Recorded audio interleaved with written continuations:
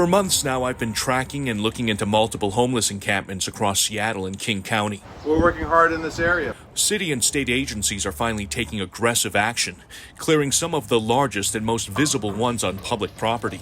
You can't be continuing to create these safety hazards on our right-of-ways. While officials say most campers are accepting services and shelter, some are refusing and creating a crisis in the woods. I'm a person who likes to be away from people. For years, some have preferred to stay hidden in these lush havens. Like the other. Kaylee Gordon says with the city's ongoing crackdown on illegal camping, she's seeing more of her homeless friends escaping to these areas.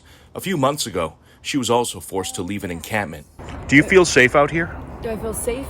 Yeah, there's a reason why I keep coming back here, I guess. But it's creating unintended consequences. A lot of needles and needle caps. Here in West Seattle, massive wooden structures, abandoned tents, mounds of trash and needles litter this hillside off Detroit Avenue Southwest, and it's growing.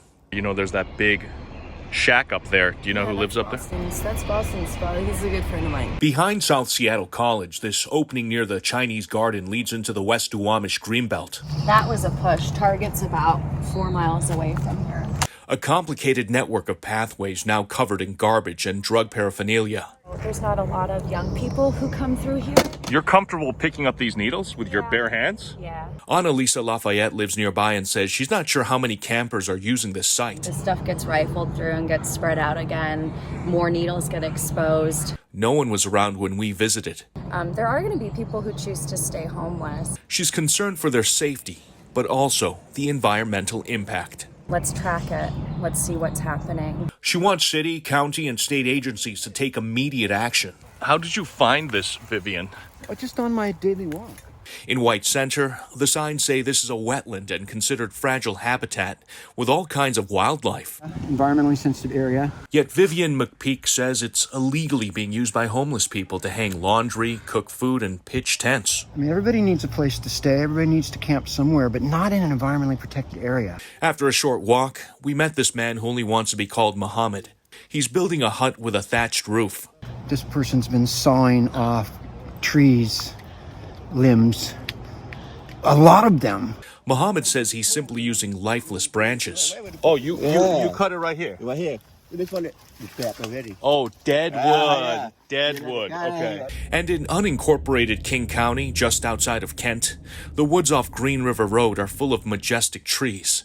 But once you walk inside, it's a full-blown disaster. It's just surrounded by abandoned encampments, just trash everywhere.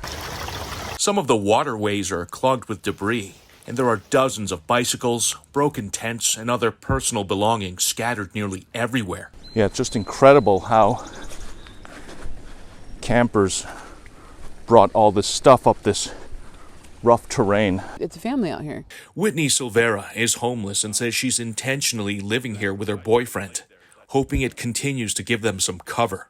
I feel safe here.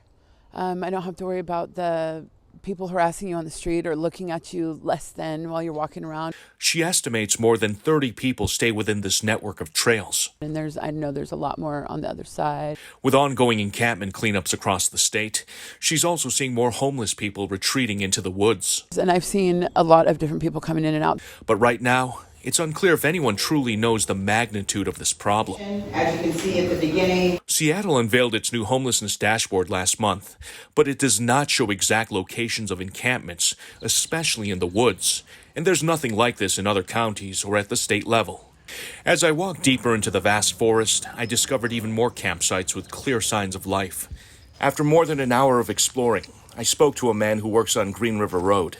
He wants to remain anonymous, fearing retaliation from people living in the woods. And the fire department's gone up for OD victims. He says just in the past few months, firefighters also trekked through this constellation of trails to put out flames started by the homeless. They take their hoses up the hills, and when they come back down, their hoses are literally been drugged through feces and urine and everything else.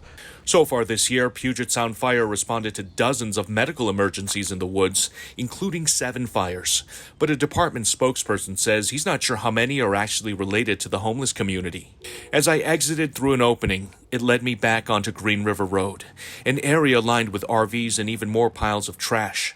Stephen Rubio lives in his vehicle. People out here dumping garbage, and they're saying it's us. The King County Sheriff's Office says it's become a notorious chop shop for stolen cars, but cautions against blaming the homeless for all the problems. Unfairly blamed. Yeah, they're saying we're the ones that are doing it. Now as years go by, oh how I try to make memories, my reality. Back in West Seattle, Gordon showcases her gift as a musician and enormous potential. I don't want to fade.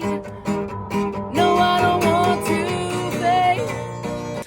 But admits she's also struggling with an addiction to hard drugs. My heroin was always my DOC. Her music and these woods, now a refuge and temporary escape from the pain. It's the people, it's the friendships I've made around here that I know that they're not going to hurt me.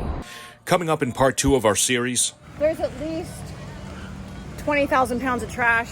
neighbors, community advocates, and elected officials see the problem. Unless you're willing to show some types of tough love in the homeless battle, you're never going to get anywhere. But right now, very little is being done about this crisis in the woods.